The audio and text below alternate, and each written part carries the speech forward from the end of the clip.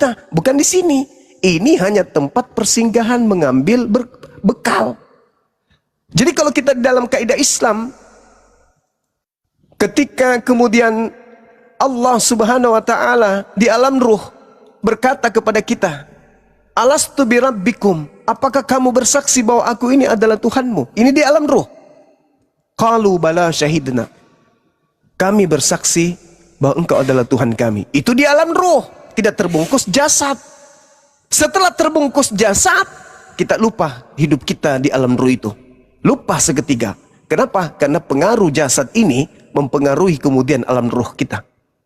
Seketika ruh tidak bisa menentukan jati dirinya, karena sudah dikuasai oleh jasad. Ketika turun kita di bumi, dibungkus oleh jasad, maka Tuhan menciptakan fa'alhamaha fujuraha wa taqwaha. Manusia aku bungkus, roh manusia aku bungkus dengan jasad, di mana jasad akan menggiring keinginan. Ketika jasad melepaskan ruh, barulah ruh kemudian menyesal. Kenapa dulu aku lupa janjiku kepada Rabbku? Ketika Rabbku bertanya, "Alastu birabbikum?" Apakah kalian mengakui aku ini adalah Tuhanmu? Qalu bala syahidna. Oke, kami bersaksi bahwa engkau adalah Tuhanku. Oke, kalau begitu aku turunkan kau ke bumi. Turun ke bumi. Untuk apa? Bawa bekal. Kata Tuhan di alam ruh kepada kita, "Hei si fulan, kamu ke bumi, di situ ada pantai. Aku turunkan kau dari kapalku, kau turun ke sana, perbanyak bekalmu yo. Sebanyak mungkin kau cari bekal di situ. Nanti ada tiba waktunya, aku kasih kode di mana kamu harus kembali ke kapal untuk menuju ke perjalanan berikutnya. Kita akan berlayar ke pelabuhan berikutnya. Kau turun sekarang, turun kita. Mama cucu, mama minum, mama makan." Beranjak kita di bumi, melata kita di atas perut bumi, di pundak bumi, punggung bumi. Lalu kemudian Tuhan memberikan aturan main. Namun sebelum kita ke pantai bumi, Tuhan mengatakan di situ ada penghuninya namanya iblis. Kamu kalau ikut dia, kamu lupa kamu akan kembali.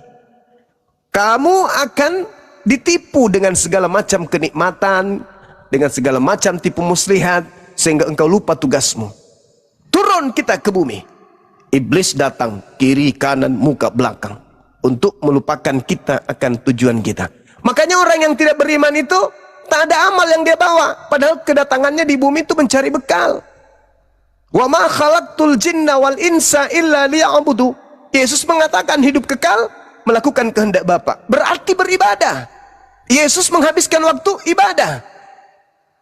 Dunia harus tahu bahwa aku senantiasa melakukan segala apa yang diperintahkan oleh Bapakku untuk aku lakukan. Dan Bapa tidak membiarkan aku seorang diri. Dia senantiasa menyertai aku sebab aku selalu melakukan apa yang berkenan di dalam hatinya. Itu Muslim. Maka siang malam, malam siang malam, siang malam, malam siang malam, ibadah, ibadah, ibadah, ibadah, ibadah, ibadah, ibadah. Memperbanyak amal. Kata Yesus, perbanyaklah amal surga sebab amalan surga tidak lekang dimakan karat. Apa amalan surga itu? Perbuatan baik. Makanya di ending pengajaran Yesus Yohanes 5:29, di hari terakhir manusia akan dibangkitkan dari kubur. Yang baik akan masuk ke surga kata Yesus, dan yang jahat akan masuk ke neraka. Itu kata Yesus. Berarti pola kehidupan kita, penghakimannya itu bertolak tumpuk kepada amalan. Yesus juga mengajarkan itu kan, amalan baik yang harus kita perbanyak, karena kita masuk surga karena amalan baik. Tapi apakah amalan kita itu sepadan dengan surga? Tidak. Mulai dari lahir sampai kita mati beramal baik, terus tak pernah melakukan dosa pun tidak sebanding dengan surga. Tetapi karena kita melakukan perintah Allah, ridha, ikhlas, itu yang dinilai. Bukan pahalanya, tapi keikhlasan kita kemudian tunduk berserah diri kepada perintahnya. Diperintahkan jangan makan ini, jangan, tahan diri. Diperintahkan jangan minum ini, jangan, tahan diri. Kenapa? Tuhan lagi menguji. Begitu kita turun ke bumi, banyak penggoda-penggoda. Ah, makan aja, nggak apa-apa kok. Malah kau hebat. Masa Tuhan ciptakan itu kau tidak makan? Ah, kupur nikmat namanya, makan aja, nggak apa-apa. Itu iblis tuh yang bekerja seperti itu. Tuhan itu cuma satu loh, yang menciptakan, yang bukan makhluk. Oh enggak kok, dia sudah datang ke bumi kok, inkarnasi jadi manusia. Udah, Tuhan kan aja dia setara kok. Dia juru selamat. Oh, orang udah selamat tanpa dia, maka sembah dia. Itu cara-cara mau merangkap itu. Begitu ada sumpritan bunyi dari pantai, prit, datang pasukan berjubah hitam, berbaris di depan. Hei si Fulan, udah tiba saatnya kamu harus kembali. Jangan dulu, aku masih mau. Nggak ada cerita. Innalillahi wa inna ilaihi rajiun. Hanya gara-gara Panu mati, karena dia harus kembali. Begitu dia sampai ke kapal, ditanya, mana bekalmu? Baru gemeteran. Izinkan aku kembali ke bumi ya Rabb. Tidak ada cerita. Sudah datang berapa pendakwah kepadamu? Udah datang kebenaran kepadamu. Di mana kupingmu? Di mana matamu? Di mana hatimu? Udah datang kepadamu. Kenapa kau masih menolaknya juga? Karena di bumi enak bang. Yang diharam-haramkan katanya justru makan yang aku suka. Bagaimana saya? Tidak ada, itu sudah telat. Kau di sini duduk sampai kita berangkat. Jadi orang-orang di alam barzakh itu kemudian berlayar menuju kepada kehidupan berikutnya dengan kesengsaraan. Bagi mereka yang sengsara, bagi mereka yang lupa tujuannya dicipta, diutus ke bumi. Tapi bagi mereka yang perbanyak amal, siang malam beramal, tunduk kepada Dia hakikat yang Maha Pencipta, kembali ke kapal untuk berlayar selanjutnya dengan penuh senyum, penuh syukur, sukacita. Kenapa? Dia sudah melihat surga. Gambaran surga dia sudah lihat. Begitu juga yang sudah mau ke neraka, gambaran nerakanya dia sudah lihat. Makanya alam barzakh itu adalah satu dari pintu-pintu surga dan satu dari pintu-pintu neraka. Bagi orang yang sengsara di neraka, itu sudah pintunya. Dan bagi orang yang bahagia di jannah, itu juga sudah pintunya. Makanya dikatakan tidurnya orang yang selamat di kubur, itu sama dengan tidurnya malam pengantin. Tiba-tiba aja tertiup trompet sangkakala, kiamat terjadi. Tiba-tiba aja kita dibangkitkan. Oh kok cepat kali, aku kan masih mau merasakan nikmatnya alam kubur. Aku melihat di situ tempatku, waduh indah kali. Aku lihat telaganya, aku lihat kemudian nikmat sekali pokoknya. Kenapa cepat kali? Tunggu, udah. Ini sudah mau berangkat ke sana. Itu kan masih fata morgana yang kusaksikan, itu kan masih bentuk bayangan. Ini aslinya. Oh ya? Berbarislah kita di padang mahsyar. Mana umatnya Nabi Muhammad? Ana ya Rasulullah. Ana ya Rasulullah. Nahnu ya Rasulullah. Kami ya Rasul. Kami ya Rasul. Tal. Kesini. Nah ini yang Kristen yang bingung nih. Dia mau ke Nabi Isa tak mengenalnya. Mau ke Nabi Musa tak mengenalnya. Ke Nabi Abraham juga tidak. Kamu pengikutku ya. Itu nonotmu masih ada tertutup. Dia mau ke Daud tak mengenalnya. Mau ke Nabi Muhammad tidak bisa. Datanglah ke Isa, ke Yesus. Dulu kami menyebut namamu. Dulu kami mengusir setan pakai namamu. Memujimu, bermujizat pakai namamu. Apa kata Yesus? Sorry lah, enyahlah daripadaku. Aku tidak mengenal kalian. Kalian semua adalah pembuat kejahatan. Iza husiran nasu kanu lahum a'da wa kanu bi ibadatihim kafirin. Pada hari manusia dikumpulkan, apa yang mereka sembah selain daripada aku, kata Allah, akan ditolak, akan dimusuhi oleh yang dia sembah selain aku. Dan pujaan-pujaan yang ia lakukan di bumi akan diingkari oleh dia yang dipujanya selain daripada aku. Dalil Quran. Apakah ada ucapan Yesus seperti itu? Ada. Di mana Yesus mengatakan itu? Yohanes 12 nomor 48. Apa kata Yesus? Barang siapa yang menolak firmanku, menolak aku, tidak menerima perkataanku, dia sudah ada hakimnya, yaitu firman, perkataan yang pernah aku ucapkan kepada mereka. Perkataan itulah kelak yang akan menjadi hakimnya di akhir zaman. Ayo. Makanya saya sering bertanya kepada saudaraku Kristen, ketika Yesus berkata segala, ya, pengantar ini singkat para sahabat. Mantep TV sudah standby. Di like, di subscribe, di share sebanyak mungkin untuk supaya mencegah sahabat-sahabat kita di luar sana tidak terpengaruh terhadap pemurtadan. 33 Paulus mengajarkan ajarannya tahun berapa mulainya? Tahun 50-an.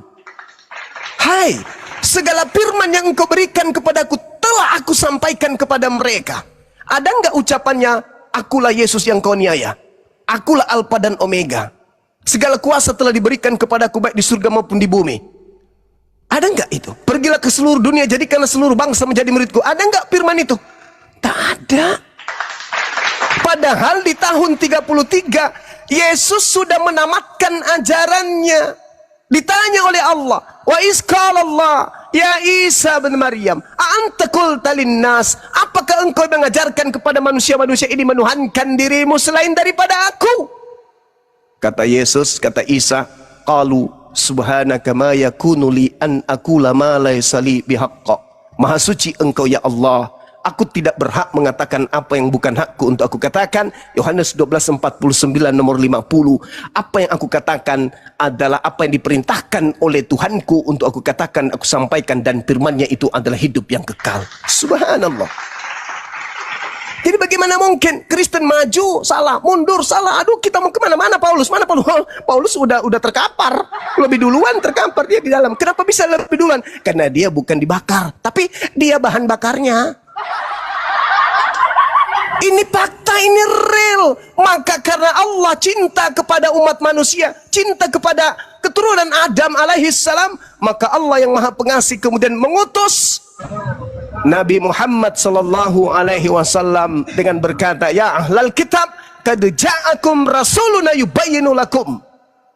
Wahai ahli kitab, telah datang kepadamu rasulku Nabi Muhammad, cahaya dan juga petunjuk, yaitu Islam dan cahaya berupa Quran.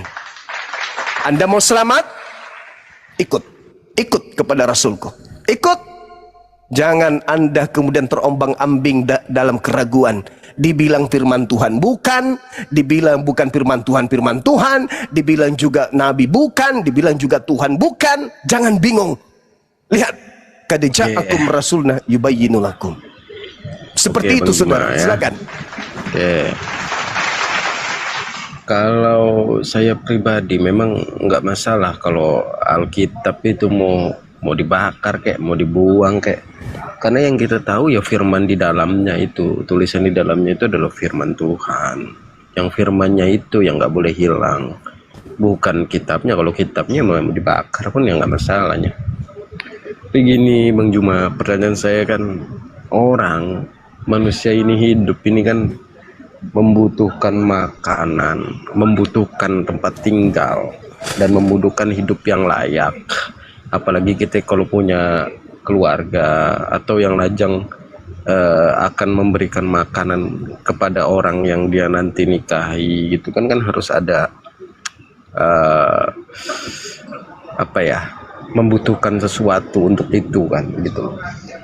Gini, kulihat-lihat ya, orang berada itu rata-rata kan memang yang dikasihi oleh Yesus Kristus gitu loh.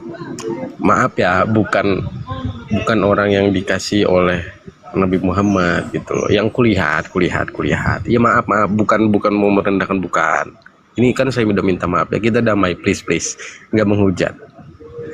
Jadi itu yang saya maksud Bang Juma.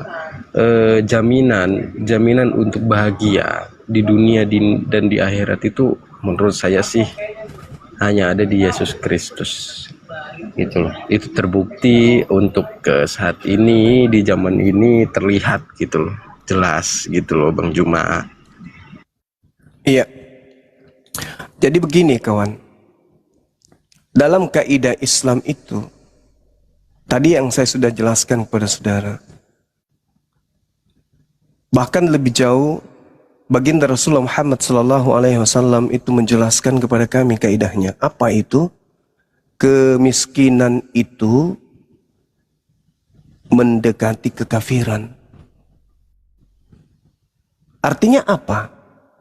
Kami umat Islam itu dituntut kemudian untuk kaya, tidak dituntut untuk miskin. Maka kami disuruh untuk berusaha mencari dunia ini. Tadi saya sudah menjelaskan kepada saudara bagaimana kita mengejar duniawi tetapi tidak meninggalkan akhirat. Maka dalam kaidah Islam, kami harus banyak bersyukur. Faskuruni, bersyukurlah kepadaku, ingatlah kepadaku, aku pun akan mengingat engkau. Washkuruli, dan bersyukurlah kepadaku. Wala takfurun, dan janganlah kamu ingkar kepadaku. Wahai orang-orang yang beriman, ya ayyuhalladzina amanu sta'inu bis sabri was shalah, innallaha ma'as sabirin. Wahai orang-orang yang beriman, mohonlah pertolongan kepada Allah dengan sabar dan salat. Sungguh Allah beserta dengan orang-orang yang sabar. Saya tidak perlu bercerita teori. Ini praktek dalam kehidupan saya, Bung. Ya, saya seorang mahasiswa yang kemudian mencintai, menyukai seorang wanita. Saat itu belum selesai kuliah saya. Saya udah KKN tapi belum selesai. Saya jatuh cinta kepada seorang wanita yang menurut saya dia adalah wanita yang sempurna. Soleha, pintar, cerdas, taat ibadah, dan mengharamkan pacaran. Sekuat upaya saya lakukan kemudian untuk menikahi beliau. Jadi saya dekatin adiknya, saya dekatin abangnya, saudaranya, saya dekatin ibu ayahnya. Dia nggak cinta, tapi keluarganya cinta sama aku. Akhirnya apa? Karena dia soleh, dia ikuti perintah orang tuanya. Apa yang terjadi? Nikah. Ada kerja, tapi tak gini, ada, sabar dulu. Oke. Ini pengalaman pribadi. Ini pengalaman pribadi. Saya nganggur. Pengangguran saya itu. Pengangguran. Saya menikah. Saya tidak ada kerja. Tapi saya percaya kepada Allah. Jangankan saya manusia. Ayam yang hanya modal cakar aja bisa beranak. Sekali beranak itu minimal 5, 7, 10. Bahkan ayam sekali menetas bisa lebih 10 kan. Cuman 2 cakar, cuman cakar-cakar doang, dia bisa hidup. Masa aku nggak bisa? Maka saya beralih kepada Quran. Ya ayyuhalladzina amanu sta'inu bis sabri was shalah, innallaha ma'as sabirin. Mohonlah kepada Allah, memohon kepada Allah. Dia yang maha kaya. Apa yang terjadi kemudian? Betul, sampai anak pertama. Dari segi duniawi, ya masih jauh. Saya kerja entah apa-apa yang kukerjakan. Jadi sales, tukang tarik motor, semuanya pekerjaan-pekerjaan serabutan yang halal saya kerja. Orang tahu itu. Tahu Bang Suma ketika cerita masa lalunya. Saya tidak ingin balik ke orang tua. Karena orang tua punya cita-cita. You harus jadi perwira setelah ini. Ikuti pamanmu. Jangan sampai tidak. Baik ayah. Semua harapan-harapan sudah diatur. Setelah ini langsung daftar. Sudah ada yang pegang waktu itu. Apa yang terjadi? Jauh dari harapan. Gagal di tengah jalan. Tapi aku bahagia kawan. Punya wanita yang begitu aku cintai. Harta yang paling berharga bagiku wanita ini. Yang aku punya. Dia wanita soleha. Apalagi yang aku kejar. Dunia akan ada dalam genggamanku jika aku bersama dengan beliau. Itu prinsip. Sampai pada akhirnya aku sudah punya anak 1. Lalu aku diterima di salah satu bank plat merah di Indonesia ini. Keren kan? Meniti karir dari sales pak, kos-kosan. Bahkan pernah bini saya masak sayur. Ini rahasia dapur nih, tapi pelajaran. Masak sayur, lalu dia ke belakang rumah kontrakan kami. Dia nebang pohon pisang. Terus pohon pisang yang ada dalamnya itu bagian lunaknya dipotong-potongnya. Saya seumur-umur nggak pernah makan kayak gitu. Apa kata dia? Bah, ini aku masak sayur, aku tambahin ini ya, tergolong rumput kata dia. Oh kok rumput? Iya kan abang nggak pernah makan. Terus untuk apa? Supaya kita bisa bertahan sampai besok pagi. Gila nggak? Gila benar. Penderitaan demi penderitaan kami lalui. Sampai pada akhirnya karena yakin Allah maha kaya, kecil dunia ini ku bilang. Yang penting istriku sabar menerima keadaan. Alhasil, Masya Allah, naik karir. Saya mutasi ke Parepare, pulang dari Parepare, terangkat jadi supervisor. Kemudian terakhir jadi manajer area. Nggak gampang, cok. 2024 saya resign. Kenapa? Karena saya sudah kewalahan kemudian menangani perusahaan saya di luar. Jadi nggak pernah pernah menghayal, gak pernah bermimpi, harus kayak gini. Karena dunia itu semakin dikejar, semakin seperti menelan air asin, air laut. Semakin kita kejar, semakin menjauh, semakin haus. Santai aja. Santai aja. Alhamdulillah, ya di akhir bulan ini, saya jual rumah 82 unit. 2 pekan laris, laku. Bahkan tumpah-tumpah pembelinya. Gila nggak tuh? Hitung aja kalau keuntungan 95 juta per unit kali 230 unit. Gila nggak itu? Tapi bukan pamer, ini contoh. Saya hujan kehujanan, panas kepanasan. Gila nggak tuh? Dari tenaga serabutan bekerja. Masya Allah, bayangkan. Teman-teman organisasi bilang apa sama aku? Kamu serius? Mau kerja seperti itu? Serius? Kamu nggak malu nggak? Nggak malu. Kenapa harus malu? Aku sudah punya kekayaan di rumah. Ada istriku bang, yang mendoakanku. Aku bilang, beliau rajin tahajud, kurang apa lagi? Beliau hamil, Masya Allah. Datang lagi anakku, nanti doa anakku. Gimana dong? Masa kau melawan doa anakku? Apa yang terjadi ya Masya Allah, Alhamdulillah. Tidak pernah ada terkendala masalah duniawi. Masya Allah. Masya Allah. Ada aja kemudian Allah mudahkan urusan dunia. Jadi ketika kita berdekat kepada pencipta kita, dunia dalam genggaman. Yang sulit itu kalau sedikit-sedikit mengeluh. Oh, sedikit-sedikit mengeluh. Aduh, kenapa sih? Kenapa sih begini? Kenapa sih begini? Kenapa sih begini? Ingat, prinsip. Ini prinsip saya nih. Kalian boleh tiru. Aku akan menjadi seperti apa yang aku pikirkan tentang diriku. Nah, ini rahasia. Ini rahasia Bang Suma. Aku akan menjadi seperti apa yang aku pikirkan tentang diriku. Sekarang apa yang aku pikirkan tentang diriku? Maka kakiku akan mengarahkan, pikiranku akan mengarahkan kakiku melangkah kepada apa yang aku pikirkan. Kalau aku memikirkan diriku miskin, aku miskin. Kenapa? Ketika saya ingin mencoba ke Jakarta, tak ada pesawat, aku naik kapal laut. Tak ada kapal laut, aku naik perahu biasa. Apapun itu, kalau tidak ada, aku renang. Kenapa? Karena aku mau. Tapi kalau aku tidak mau pesawat, kapal terbang, atau ada mobil, ada kapal laut, ada kereta api, parkir untuk sedia mengantar saya ke Jakarta. Kalau memang aku yang tak mau, maka tidak akan sampai ke Jakarta. Maka kembali kepada prinsip dalam hidup. Aku akan menjadi seperti apa yang aku pikirkan tentang diriku. Itu yang pertama. Yang kedua, prinsip yang kedua yang Bang Suma pegang adalah tidak akan kutunda sampai esok apa yang bisa aku kerjakan hari ini. Pegang dua ini. Pegang dua ini. 3 tahun ke depan kau balik pada saya, katakan saya keliru dengan prinsip itu. Saya punya bawahan Bung. Ini saya lagi di rumah, nggak mungkin saya berpura-pura, anak-anak saya dengar. Saya punya bawahan yang dekat sama aku. Apa aku bilang? Kau pakai prinsip ini, kau akan menjadi seperti apa yang kau pikirkan tentang dirimu, dan jangan kau tunda sampai esok apa yang bisa kau kerjakan. Alhamdulillah, orang-orang terdekatku minimal mereka jadi supervisor.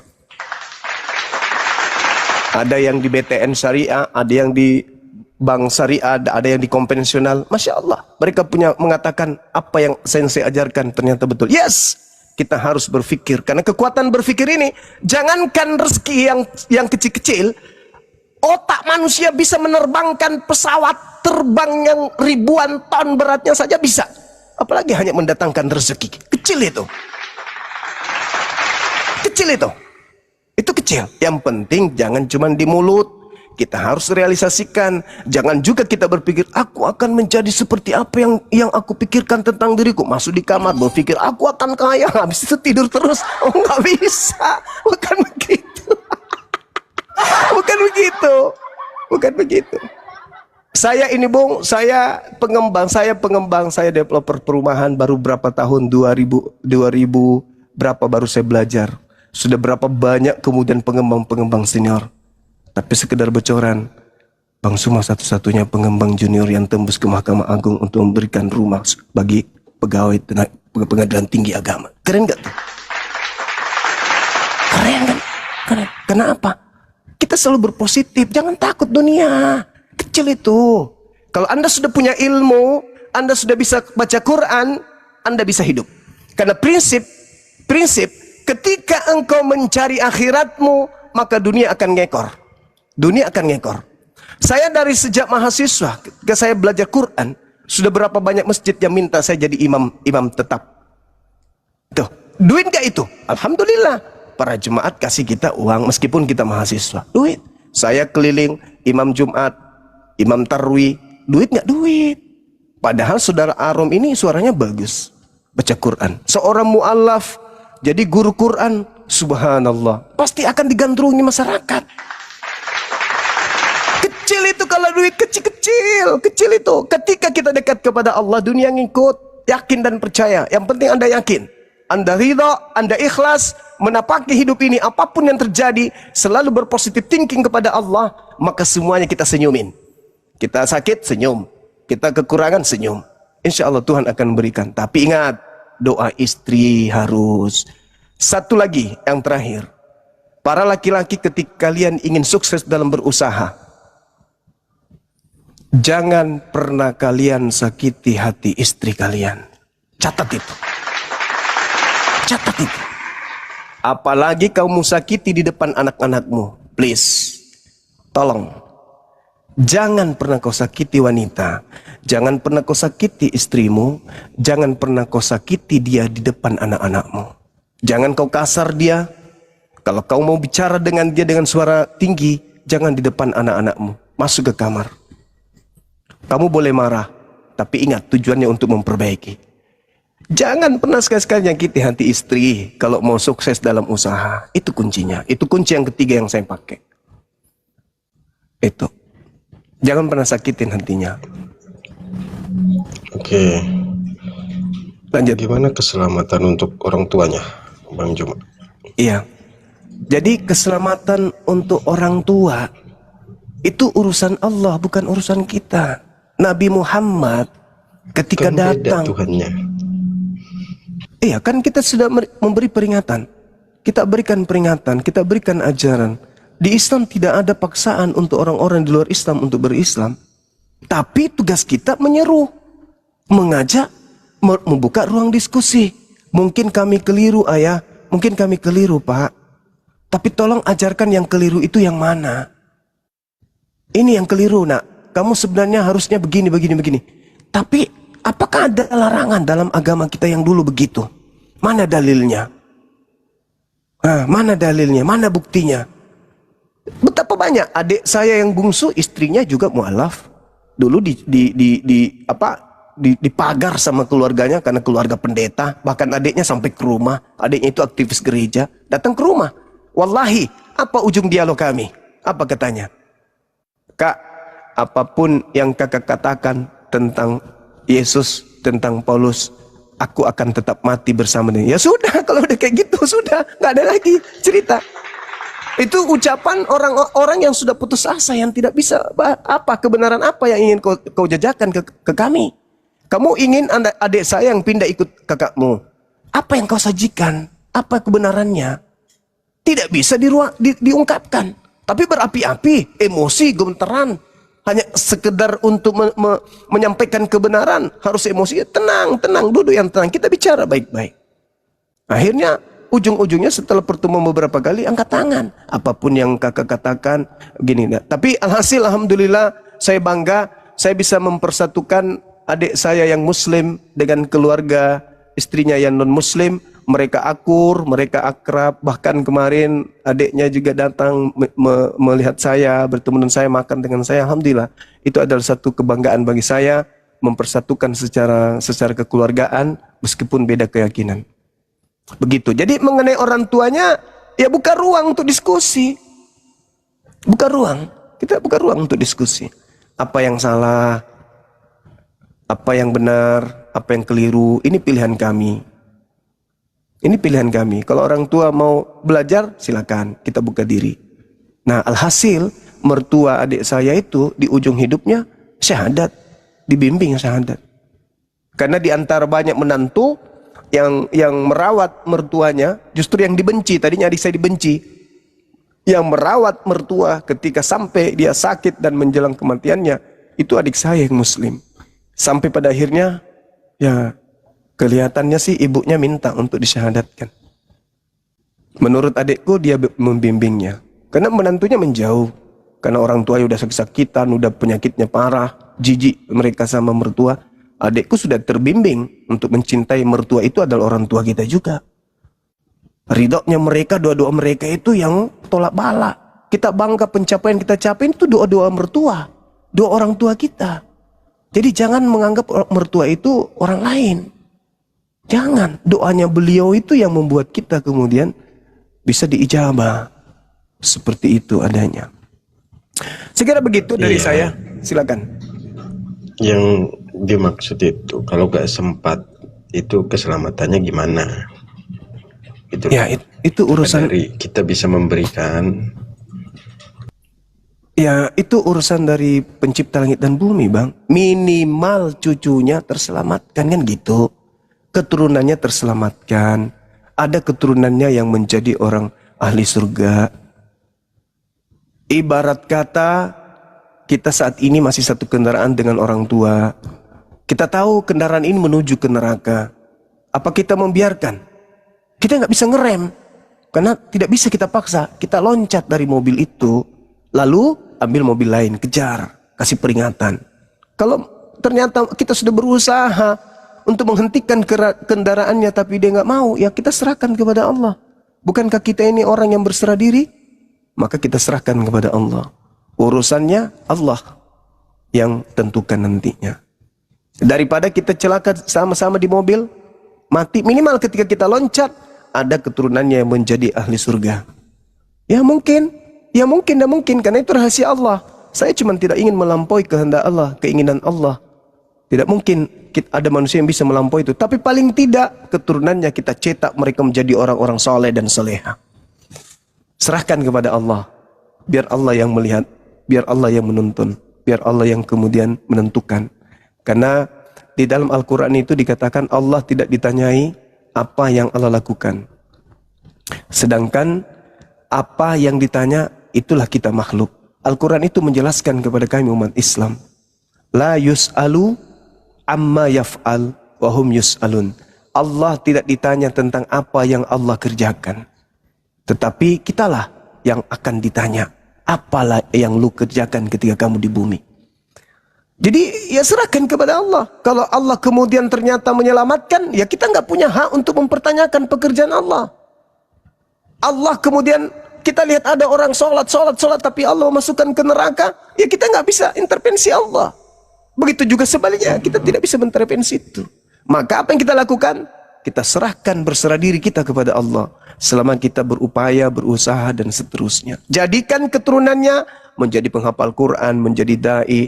Ajak mereka sekolah-sekolah ke luar negeri. Dan nanti kalau saudara Arum punya anak mau sekolah, ya serahkan ke kami.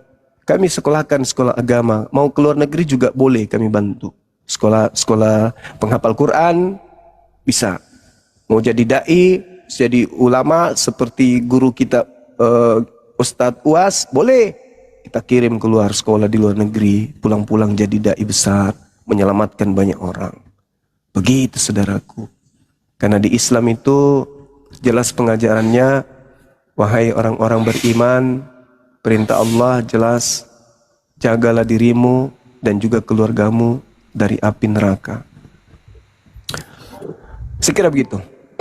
Ya ayyuhalladzina amanu ku anfusakum wa ahlikum nara.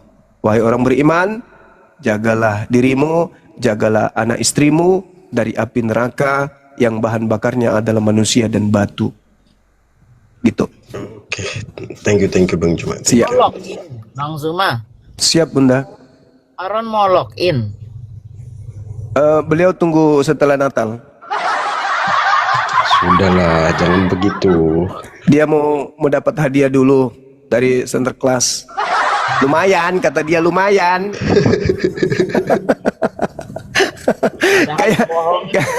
kayak pastor yang saya sahadatkan, Bun. Tunggu dulu Kanda. Setelah misa Kanda. Jadi Ini hadiah dulu ya. Ini cerita, ini fakta ya teman-teman sekalian. Ada seorang pastor yang kemudian datang jauh-jauh ke Makassar. Wallahi, saya nggak bohong. Wallahi, dia menyerahkan kepada saya emas batangan. Saya bukan emas batangannya yang saya lirik waktu itu. Tapi yang saya lirik itu adalah batu-batu permatanya. Ya, karena ini adalah dari Roma, dari Vatikan. Jadi waktu itu saya tanya teman saya yang dari kepolisian, gimana ini?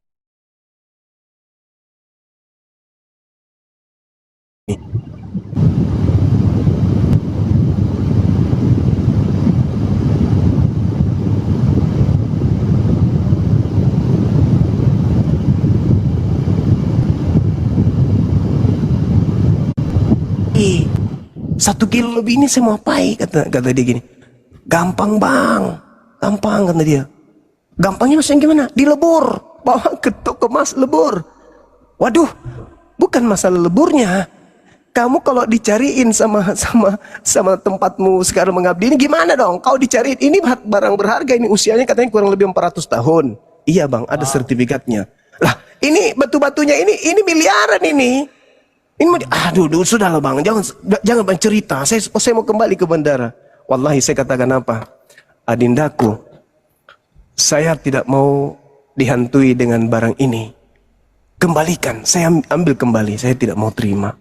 Sampai mau tahu, dia marah, dia blokir nomorku. Kemudian 3 bulan setelahnya dia buka blokirnya, terus dia bilang sama aku apa? "Kanda, besok hari jika sudah berubah pikiran, barang itu masih aku simpan di Jalan Sumba Opu, aku titip di situ. Kanda tinggal hubungi saya." Saya bilang, "Sudahlah dek, mending kau pakai itu, nanti kau jual, kau dirikan pondok pesantren dan seterusnya." Diblokir lagi kembali sampai hari ini. Padahal saudara Arom, wallahi dia pernah khotbah, pimpin misa sambil pedekol sama aku. Aduh, Allahu Akbar, Masya Allah. Dan waktu itu besok undang tanggal 20 juga. Ketika dia video call sama aku itu, masih ada pastor senior 2 di samping kanannya. Dia perlihatkan ini juga Kanda, ini calon Kanda, calon, doakan Kanda sedikit lagi. Halo kata dia, bule 2. Waktu itu halo Bang Suma, Mr. Suma. Ya, halo Mister.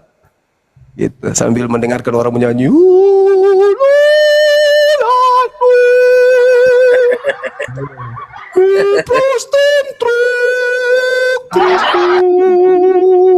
Lagu begitu sekarang ini di Amerika tuh begitu. Cuma nyanyi begitu doang, nggak ada religious sama sekali. Iya, begitu Bun. Dia nyanyi waktu itu. Aku dengar, aku bilang, aduh tutuplah itu deh. Ngeri kali kupingku dengannya. Abang aja yang jauh kupingnya panas, apalagi aku yang di sini. Begitu saudaraku Arom. Tapi saya nih, pengalaman hidup saya, banyak mana Protestan daripada Katolik. Saya syahadatkan lebih banyak Katolik. Itu yang masih saya cari, apa rahasianya, kok bisa lebih banyak Katolik saya syahadatkan daripada Protestan. Saya sudah menemukan setidaknya ada 3 jawaban, tapi saya belum puas dengan jawaban itu. Gitu saudaraku. Ya, mudah-mudahan kedepannya saya bisa menemukan kenapa teman-teman kita ini lebih mudah kemudian menerima yang dari Katolik ini daripada yang Protestan. Padahal mereka kan sering nyanyi-nyanyi tuh. Aku yang bocorkan itu nanti. Tapai noteis cante mediesi apotigi talogia sota akoston amidra apotokoma ifoni sota ichise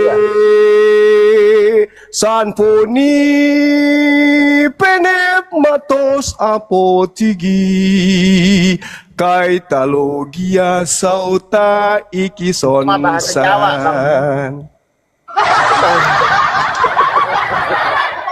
Jadi kok jadi kesana jadinya?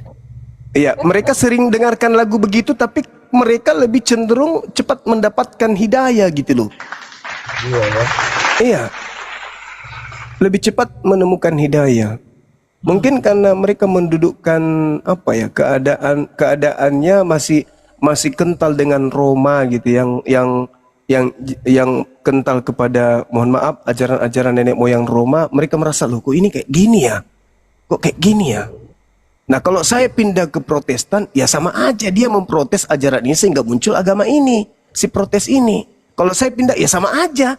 Mending kemana perginya? Ke Islam. Itu salah satu jawaban dari pertanyaan yang sering saya pertanyakan pada diri saya sendiri. Padahal mereka itu kan sudah sering mendengarkan lagu-lagu itu kan. Allah ola tas tatip mataton anti python sauta expaniston san leps testates kai olos perifanos laos taginesan akriko pau petaye. Kok jadi Jawa dia ya? Gerunda artinya gerunda. Ya, artinya Ya. itu Ya. artinya membahas tentang engkau yang melihat kedatangan Tuhan semesta alam dalam guntur gempa dan suara yang hebat. Kayak gitu-gitulah. Deito tin espeto korioton denamion me prontes senso kai megato iko. Iko itu apa ya? Hebat kalau nggak salah. Mau lagi nggak? Udah aku sendiri merinding. Udah. Saya sendiri yang mendengarkan merinding kok. Ngapain kalian nih aneh-aneh aja? Boleh. Udah, lanjut. Bang Zuma boleh, tapi jangan sinden Bang Zuma. Udah. Saya kembalikan ke host, silakan.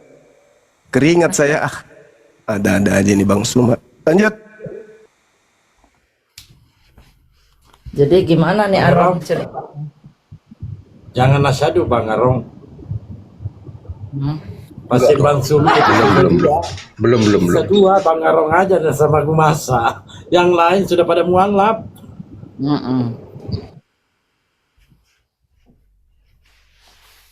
Silakan Bang Aron. Apalagi Bang Aron. Apalagi yang di sampingnya Bunda Mila ini Mauna ini calon mualaf dia. Oh gitu ya? Ya. Selamat Mona. siang. Muna. Mona. Selamat siang. Mona. Selamat siang. Tadi yang nyanyinya Bang Suma mungkin bisa diartikan Bang. Enggak paham juga, Bang. Waduh. Lebih bagusnya, Bang, kan Bang Arum seorang pendeta, kan Bang Juma seorang muslim yang berilmu. Saya lebih baik mendengarkan aja, Bang. Kalau ada yang naik bisa turunkan saja, Bang. Oke Bang. Saya mau belajar aja, Bang. Karena Bang Oten, ya kan? Siap. Wah ya, nggak masalah Pak. Silakan Pak Arong. Ini sisa satu jemaatmu Bang Aron. Sisa Mauna ini pun mau lari dia, mau pindah dia. Coba selamatkan dulu. Enggak, Arum. pokoknya begitu, Bang Dalbo. Kan Bang Arum kan orang terpelajar, kan Bang Juma juga orang terpelajar berilmu. Kan lebih baik, alangkah bagusnya saya mendengar aja, Bang, untuk menyimak. Gitu, Bang. Tapi alangkah baiknya Sambil juga belajar lah. Abang, iya, tapi alangkah baiknya juga kalau Abang Mauna juga bertanya tentang apa yang masih Abang Mauna penasaran tentang Islam itu seperti apa. Kalau di kekristenan kan otomatis Abang Mauna udah tahu kan, karena itu yang Abang yakini. Gitu loh. Saya sambil mencatat, Bang. Saya setiap ada Bang Zuma masuk, saya sambil mencatat, Bang. Gitu aja, Bang. Oke, baik, siap Abang. Ya. Masya Allah. Ya, semoga kami cuma bisa doakan semoga Abang cepat mendapatkan hidayah agar kembali kepada fitrahnya Abang. Amin. Pendeta Arom. Oh Bang Arom. Pak Arom. Enaknya itu Bang Arom, kalau Bang Arom lagi di atas komal kan, kayak tadi pagi Pak Pendeta ada di gereja, seharusnya HP-nya di loudspeaker supaya jemaat-jemaat itu mendengarkan Bang Suma, ya kan? Jadi di gereja itu nobar.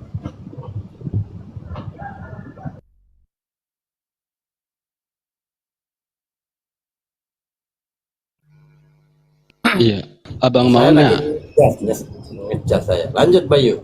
Ya, Abang Mauna tadi ke gereja itu ya? Enggak bang, saya di kerjaan di dalam bang, kerjanya dalam hutan bang. Oh, kirain tadi abang ke gereja. Jarang bang, jarang. Jujur aja saya jarang. Apa yang masih membuat Abang Mauna nih bimbang? Ya bang, sambil dengar-dengar. Jujur aja bang, kalau masalah keagamaan saya banyak nggak ngertinya. Makanya saya mau belajar. Kan kalau agama yang sekarang kan dari dulu dari keturunan, kan kita taunya dari orang tua gitu bang. Jadi kita orang tua juga nggak bakti-bakti amat sih, jujur aja kan. Makanya kita cari sendiri aja lah bang, sama Saya setuju sama Mona ini. cari kebenaran tersendiri lah. Sama istri sudah kompromi kan, kita cari yang benar gitu bang. Kan kita tiap hari kan umur kita makin pendek gitu bang. Makanya sambil belajar lah bang, sambil kerja sambil belajar gitu bang. Tapi jangan terbuka juga bang. Mauna, kasihan Pak Pendeta Arom. Kalau dia dengar berita begitu bang, sedih dia, sedih. Aku Iya, juga enggak, kita kan tidak. Pak Arom ini sedih. Enggak bang, ini kan masalah saya enggak nyakitin siapa-siapa kan. Kita ini kan untuk pribadi saya sendiri bang. Masalahnya bang, kalau kita mati bang, kita sendiri juga bang, gitu bang.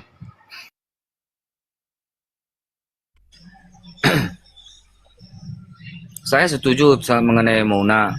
Kenapa kita beragama ini? Karena memang kita itu dilahirkan seperti saya lah, seperti Pak Arom, Pak Mona. Mereka ini kan, termasuk saya dulu kan dilahirkan dari rahim seorang ibu yang kebetulan beragama Kristen. Nenek semuanya Kristen. Tetapi mengenai agama ini kan kita harus berpikir menggunakan akal. Di mana kita bisa mempergunakan itu mengenai keimanan? Ya di kitab suci kita masing-masing. Kalau kita membaca demi membaca dan memahami, mempelajari, menghayati, akan tiba muncul di dalam pikiran kita, di benak kita. Dari contoh hal kecil saja, kita bisa lihat. Kalau memang beliau ini Yesus ini Tuhan, kepada siapa dia berdoa? Kalau dia menjelma berinkarnasi menjadi manusia, kok dia masih berdoa? Kalau dia memang Tuhan, kenapa dia diberikan kekuatan oleh malaikat? Kalau dia memang Tuhan, kenapa dia teriak waktu disalib, Eli, Eli, lama sabaktani? Lalu apanya yang Tuhan? Ini pertanyaan-pertanyaan yang simpel untuk membuka akal seorang manusia. Dia berdoa, ternyata dia Tuhan, dikatakan Tuhan. Loh kok Tuhan berdoa? Kalau dia memang Tuhan, kenapa dia diberi kekuatan oleh malaikat? Kan dia Tuhan. Lalu dia mengatakan dia utusan Tuhan. Kenapa dijadikan Tuhan? Dia dikatakan firman Tuhan. Firman itu adalah Allah. Kalau firman itu adalah Tuhan, lalu kenapa Tuhan ini berdoa kepada Tuhan? Kan ribet. Bagi orang yang berakal. Di dalam ajaran lain itu nanti kita belajar lagi. Intinya ini, kok bisa Tuhan ini berdoa kepada Tuhan? Itu loh. Kok bisa Tuhan ini diberikan kekuatan oleh malaikat, sementara malaikat ini ciptaan Tuhan? Itu dalam sisi kemanusiaannya bang. Loh, lalu apanya yang Tuhan? Giginya kah? Matanya kah? Rambutnya kah? Kakinya kah? Lalu apanya yang Tuhan mengenai Yesus ini? Bagi orang yang berakal. Gak bisa kita terima loh. Bang Tidak ada Bayu, pun satu pengajaran Yesus. yang Mengenai Tuhan dalam itu siapa? sisinya itu Tuhan. Masalahnya Naik ini Eli Arom kemana?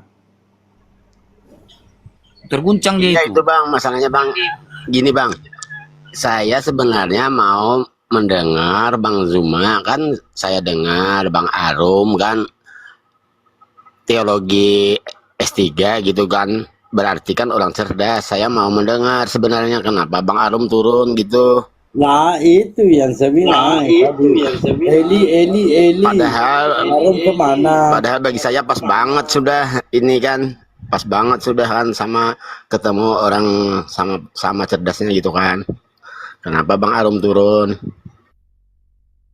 Ada penggantinya ini. Oh iya, oh iya. Salam. Siang. Iya, selamat siang. Oh iya. Selamat siang Bang. Bisa ya, jadi manusia dulu ya Bang ya. Tolong Bang, saya minta tolong karena Anda berdiskusi kepada gurunda kami. Tolong Anda jadi manusia dulu. Kalau berdiskusi dengan kita ini nggak apa-apa lah. Kita main congor-congoran. Bang ya, tolong. Lanjut.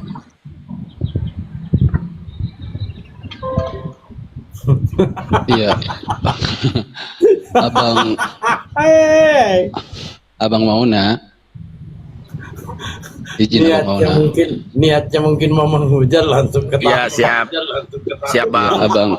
Abang Mauna, saya titipkan saja kepada Abang untuk Abang membaca di Ulangan 6 ayat 4 ya. Itu 1 Ulangan 6 nomor 4. Itu saya titip. Dia terus yang kedua Bandero nggak kebebel lagi dia. Oh gitu. Dia fokus belajar. Iya, kita sapa dulu OEA. Ini OEA sudah berapa kali ikut terapi kepalanya, tapi penghujat nggak apa-apa ya. Kita manusiakan dulu. OEA, selamat sore OEA. Ya, selamat sore. Iya, seperti Jadi manusia. iya, harus jadi manusia ya. Terlepas nanti setelah sudah di luar komal itu mau kembali ke habitatnya silakan gitu ya, Adi ya. Karena Anda berhadapan dengan guru kami yang kami hormat dengannya gitu ya. Oke, Anda siap diskusi dengan guru kami, Bang Oya? Ya, silakan. Iya, baik. Silakan Gerundaku Bang Suma kalau monitor izin Abanda. Siap. Silakan tentukan tema, Saudara OEA. Bagus kalau ada temanya biar kita isi. Ini aja temanya, kan udah dibikin temanya Oten paksa orang jadi Tuhan. Oh iya, boleh. boleh Bang, boleh. Jadi kalau berbicara mengenai pencipta langit dan bumi kan ya, umat Islam itu menyembah kepada hakikat yang bukan makhluk tapi Khalik, sehingga apa yang kami sembah ini itu tidak bisa kemudian kami setarakan dengan makhluk. Ketika saudara-saudara Kristen minta tunjukkan mana Tuhanmu, kami kemudian tidak bisa menunjukkan dalam bentuk makhluk. Nah, sedangkan yang ada di sekeliling kita ini makhluk semuanya nih. Kita melihat ke atas makhluk, ke bawah, ke samping, ke belakang, dan semua itu makhluk. Nah, sementara pencipta langit dan bumi itu laisa kamitslihi syai', tidak serupa dengan makhluk. Begitu juga diterangkan di kitabnya Yahudi, Tuhannya Yahudi tidak serupa dengan apapun. 2 Samuel 7 nomor 22. Nah, di Kristen, ketika Maria melahirkan bayi, orang-orang Majus datang menyembahnya kemudian. Majus, penyembah api, menyembah Yesus. Ketika kemudian Yesus datang di Markus 5, orang yang kerasukan setan juga datang menyembah Yesus. 2.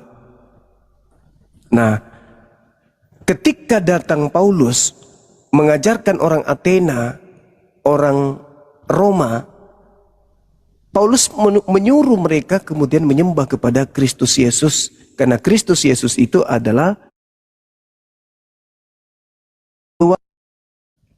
maka pada kesimpulannya ya benar, Yesus yang adalah anak Maria yang mengajarkan kepada muridnya sebagai utusan Tuhan itu terkesan dipaksakan untuk menjadi Tuhan, menyamai Tuhannya Yesus.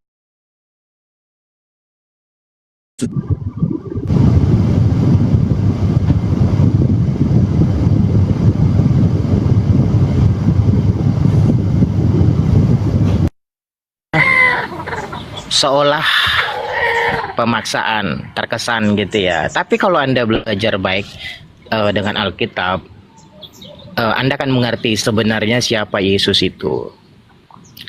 Tapi kami orang-orang Kristen juga tahu kalau Anda tidak punya pendidikan formal tentang Alkitab. Ya, bahkan kalau kita lihat orang-orang Majus itu melakukan perjalanan panjang dan dia menyembah bayi itu. Memberikan emas, kemenyan, dan mur. Emas loh. Lalu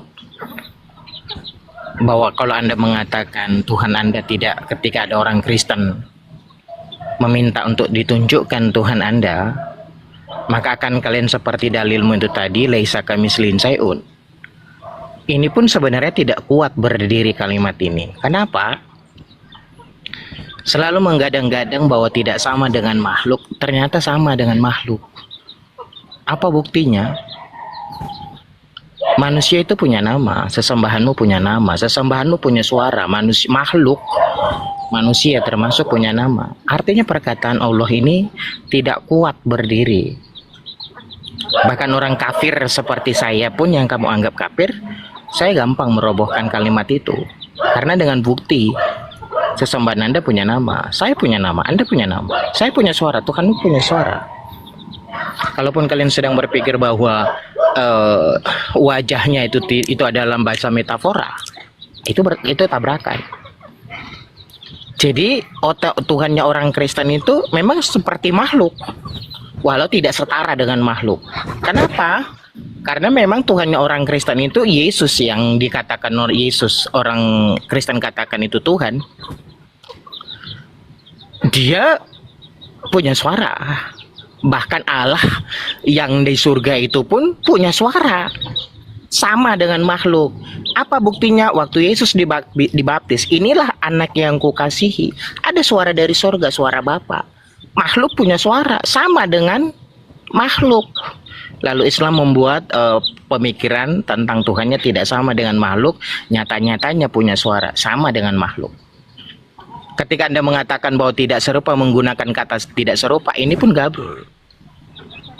Jadi jelas, kami orang Kristen mengetahui bahwa Tuhan yang di surga, yang lepaskan dulu Yesus, Tuhan yang di surga pun punya suara, punya nama. Bahkan orang Yahudi sekalipun menganggap bahwa Tuhan mereka itu sama dengan makhluk. Apa contohnya? Yesus sendiri orang Yahudi memanggil Tuhan itu dengan Bapa. Aku bersyukur kepadamu Bapa, Tuhan langit dan bumi. Jadi Tuhannya orang Yahudi, termasuk Yesus orang Yahudi, Tuhannya sama nggak dengan makhluk? Sama dengan orang-orang Kristen. Tidak setara. Sama, tidak setara dengan ciptaan.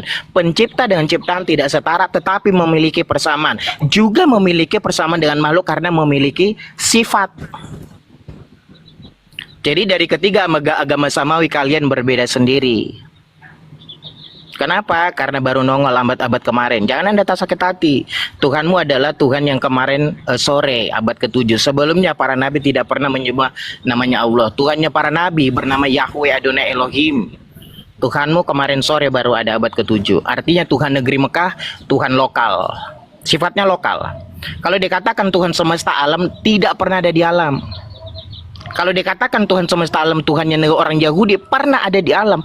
Pernah bertemu dengan Musa. Tuhan orang Kristen pernah ada di alam. Jadi ketika Al-Fatihah berkata nomor 2 berkata bahwa Tuhan semesta alam itu Allah, itu pembodohan publik. Lanjut.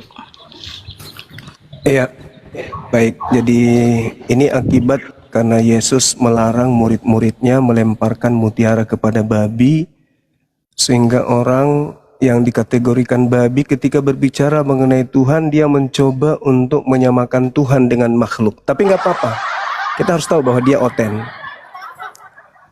Yang menyembah makhluk itu sudah jelas Kristen. Orang Yahudi tidak ada dalilnya menyembah makhluk. Orang Islam apalagi. Jadi yang menyembah makhluk itu hanya Kristen. 1 Korintus 15:48. Makhluk surgawi sama seperti Yesus yang berasal dari surga. Jadi Yesus itu makhluk dan disembah oleh makhluk. Jadi makhluk menyembah makhluk yang berak, gitu ya.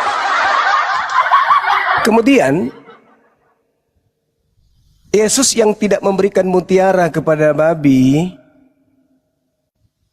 jelas orang-orang di luar pengajaran Yesus itu sama seperti babi ketika dia bernarasi tentang Tuhan. Sama-sama tidak ngerti apa itu pencipta, apa itu ciptaan. Ketika Al-Quran menarasikan laisa kamitslihi syai', tidak serupa dengan apapun, ketika Tuhan itu maha melihat, beda dengan melihat. Ketika Tuhan maha mendengar, beda dengan makhluk yang mendengar. Tuhan memanifestasikan dirinya dalam bentuk alam semesta. Bukan berarti Tuhan itu sama seperti apa yang ada di alam semesta. Dikatakan Rabbus samawati wal ard, bukan berarti dia ada di bumi, di semestanya, enggak. Berbeda kalau makhluk, jelas. Kalau makhluk di palungan, di ayunan, ya kan ya, di ayun-ayun, di netein, itu makhluk. Sedangkan pencipta langit dan bumi, ketika dikatakan laisa kamitslihi syai', menciptakan kemudian makhluknya dengan memberikan bias cahaya kepada makhluk. Makanya makhluk itu bisa melihat. Kenapa? Karena dia dicipta dari yang maha melihat. Manusia bisa berkarya. Kenapa? Karena dia dicipta dari yang maha mencipta. Manusia bisa mendengar. Kenapa? Karena dicipta dari yang maha mendengar. Bukan berarti makhluk. Dialah Khalik. Dialah Khalik. Khalik itu berada pada ufuk yang berbeda dengan makhluk. Yesus makhluk. Orang Yahudi tidak menyembah makhluk. Nggak ada itu. Karena agama yang lagi-lagi Yesus tidak memberikan mutiara kepada babi, ya pemikiran babi yang mengatakan Yahudi menyembah makhluk. Siapa makhluknya? Siapa makhluk yang disembah oleh Tuhannya Yahudi? Hanya gara-gara sebutan Bapa. Baca Amsal 3 nomor 11-12. Sebutan Bapa itu hanya perumpamaan, seibarat ayah yang mendidik kepada anaknya. Itulah Allah. Kalau umat Islam menyebut kemudian Tuhannya itu dengan kekasih. Kekasih. Habibi, kekasih. Kenapa? Karena intim. Apa intim itu? Tunduk, taat kepada apa yang diinginkan. Kekasih berarti sifat makhluk? Tidak. Bagaimana Nabi Muhammad disebut kekasih Allah? Apakah berarti itu ada hubungan dengan makhluk? Enggak. Tapi lagi-lagi kalau mutiara tidak diberikan kepada babi, ya gitulah jadinya, kan gitu ya.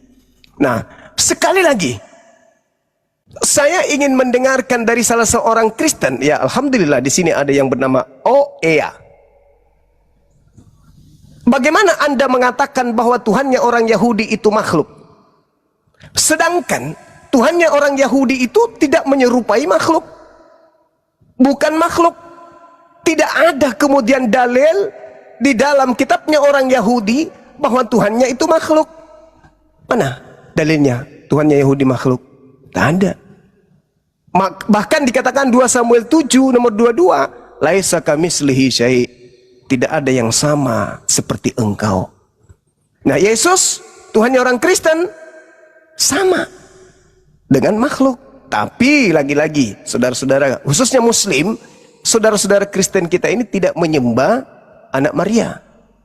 Bukan anak Maria yang disembah oleh saudara kita Kristen. Karena memang Yesus tidak pernah minta dan tidak pernah mengajarkan dirinya untuk disembah. Yang disembah oleh orang Kristen adalah dia yang datang kepada Yesus yang mengatakan segala kuasa dan kemuliaannya akan kuberikan kepadamu wahai Yesus, sebab semuanya itu telah diserahkan kepadaku dan aku memberikannya kepada siapa saja yang ku kehendaki. Jadi jikalau engkau menyembah aku wahai Yesus, maka seluruhnya itu akan menjadi milikmu. Jadi yang disembah oleh saudara kita Kristen ini adalah dia yang datang kepada Yesus, meminta Yesus untuk menyembah dirinya. Dialah yang menggunakan nama Yesus setelah Yesus tak ada di bumi melalui Yudas yang keluar dari kubur. Silakan. Baik, sebenarnya teman-teman Islam ya. Oh ya, sebentar. Kalau ada teman-teman Kristen yang di bawah ini ya, selamat hari Natal buat teman-teman yang sudah merayakan. Oke, lanjut. Jadi sebenarnya kalau teman-teman Islam ini jeli memperhatikan kosakata yang keluar dari mulut saya, sebenarnya ini hanya pengulangan kembali. Kenapa? Karena takiyahnya sudah keluar. Kenapa? Karena memang saya sudah katakan bahwa yang dikatakan makhluk itu memiliki suara. Lalu masih dibantah. Yang dikatakan makhluk itu memiliki, manusia itu makhluk, memiliki sifat. Gugur bahwa ketika Anda mengatakan laisa kamitslihi syai', bahwa Allahmu punya sifat, manusia punya sifat, Tuhanmu punya sifat, Tuhanmu punya nama, Tuhanmu punya suara, manusia punya makhluk. Lalu Anda masih berani berkelit, bergeming, memutar-mutar dengan saya, dengan data-data yang saya tunjukkan bahwa Allahmu punya nama, saya punya nama. Oke? Jadi teman-teman, kalau memang yang saya tahu selama ada dunia ini, sebentar, tidak pernah saya mendengar bahwa rumah sakit menjual obat takiyah. Pertama, yang kedua, bahwa ketika jangan memberikan mutiara kepada anjing dan babi itu tertulis dalam Alkitab, maka yang menerima firman itu yang dikatakan babi, bukan yang memberi. Jangan dibalik. Kalau bicara masalah begitu ya. Tapi kalau kita lihat apa kata Yesus, di luar Israel itu anjing dan bebong, anjing lah. Lalu bagaimana dengan orang Kristen di luar Israel? Enggak, iya. Tapi kita apa kata Yesus, sudah apa orang Kristen itu guguk? Enggak. Kenapa? Yohanes 10 ayat 27, domba-dombaku mendengar suaraku dan mengenal aku. Jadi kalimat anjing yang disematkan Yesus kepada orang di luar Israel itu masuk kepada Islam. Maka Islam itu anjing. Karena datanya jelas. Yesus yang mengatakan itu data dalam Alkitab. Islam itu di luar Israel. Jadi fix bahwa Islam adalah anjing. Maka anjing itu akan memakan muntahnya sendiri. Tapi kalau kita perhatikan domba, menyerang pun tidak. Lihat karakter domba itu. Bagaimana orang Kristen itu sejajarkan dengan domba itu karena perilaku domba. Kalau Anda memponis kami binatang real, binatang enggak. Jadi Anda sudah berkelit sebenarnya setelah saya menunjukkan data bahwa Tuhanmu itu punya nama. Dan kamu tidak bisa membedakan antara maha dan pencipta dan ciptaan. Kami bisa mengerti. Jelas memang maha, dia maha melihat. Kita tidak maha melihat. Yang maha melihat itu yang kuasa pencipta. Tapi kita melihat. Nah, ketika kami mengatakan kami sama, bukan berarti setara. Kamu tidak mengerti perbedaannya di sini. Pencipta dan ciptaan itu tidak setara. Ini curhat atau apa ini, Burunda? Cuma lama. Kecuali dari awal kalian fokus. Pahami pertanyaan Bang Suma. Tunjukkan dalilnya kalau Tuhannya Yahudi itu tadi makhluk. dalil makanya sebentar. Saya ingat kok dalil. Kalau Anda jantungmu kena, kau berobat sendiri ke rumah sakit. Dalil yang diminta cuma sebentar. Saya masih ingat. Tunjukkan dalilnya kata Bang Suma. Tunjukkan Makanya dalilnya kamu tuh kalau kalian tuh Tuhannya nggak pernah bisa diskusi sportif. Iya, saya mau ngomong. Saya tahu kok dalil. Iya, tunjukkan dari tadi Pak. Sudah 2 kali Anda bicara, nggak ada dalil satu. Anda mau turunin saya atau mau apa? Saya ingat ke pertanyaan. Enggak ada mainan saya. Kenapa Anda Ada mainan dari awal kita. kamu bikin atur timernya? Kalau kamu nggak kuat, tunjukkan dari awal dalilnya, kamu nggak pakai Pak. aturan kan, pakai timer. Tunjukkan dalilnya kan sebelum Anda naik diskusi dengan Bang Suma. Kami sudah sarankan kepada saudara, boleh nggak jadi manusia sejenak? Selama proses dialog ini Anda jadi manusia dulu. Yang anjing itu Islam. Iya. Kan? Jangan emosi lah Pak. Panik. Jangan, masa baru keluar dari gereja kok emosi Pak. Belum gereja. Katanya Kristen jarang kasih. Baru keluar gereja kok maki-maki. Oke, sudah. Silakan lanjut Kurunda. Dia mengaku domba. Iya. Aduh, saya belum selesai loh. Dalil terakhir, coba kasih dalil, Bang. Kalau Sebentar, Tuhannya jangan Yahudi itu panik. makhluk, itu di mana? Iya, makanya sebentar biar saya kan belum selesai ngomong, kecuali saya bilang lanjut, saya nggak kasih tahu dalil, berarti saya salah. Saya nggak Oh dengar ya udah, pertanyaannya. ya. Oke teman-teman, Kenapa kita tunggu dipotong? dalilnya. Kita tunggu dalil. Kenapa silakan. dipotong? Silakan. Oke, kalau Anda bicara tentang Tuhannya orang Yahudi, dengar, kalau mau minta dalil, ingat ya, makhluk itu punya nama, Tuhan kau punya nama, Tuhan orang Yahudi punya nama. Dalil, di mana dalilnya Tuhannya Yahudi itu makhluk? Keluaran 3, sebentar, saya tahu Keluaran 3, sebentar. Oke, Keluaran 3 data. Sebentar. Keluaran 3 ayat 14 sampai 6. Oke, kita baca ya teman-teman nanti. Silakan lanjut. Kamu sakit hati, kamu nggak sportif, main mute. Keluaran Udah lah, 3 kalian juga berapa? bisa diajak diskusi. Udah main mute kok. Keluaran Jadi 3 Alkitab, nomor berapa? sebentar. Jadi Alkitab itu betul bahwa Tuhan tidak pernah salah ngomong. Apa kata Tuhan dalam Kejadian Dalilnya 16:18? Tuhannya Yahudi itu makhluk di mana, Bang? Makhluk itu punya nama.